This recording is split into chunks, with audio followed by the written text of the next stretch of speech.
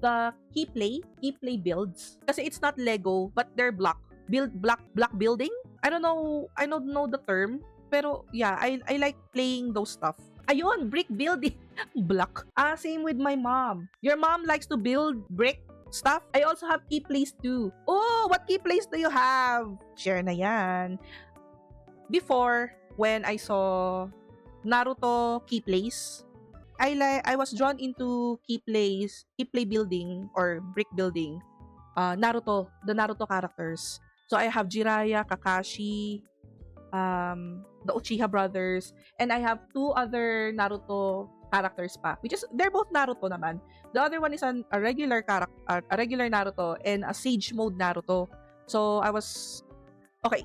The reason why I bought two is because Jiraiya and Kakashi have white hair, the Uchiha brothers have black hair, and the two Narutos have yellow hair.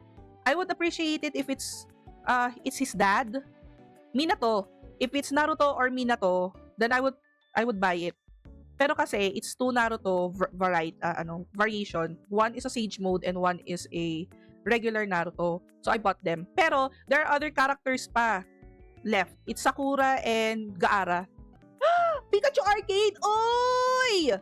Not gonna lie, I'm also tempted to buy the Pokemons kasi I like Pokemons. Pero kasi I know what my child will do if she sees a Pikachu or a Pokemon build. Lalaruin niya yan, papaliguan pa niya yan, she'll give it a bath. Diyos ko.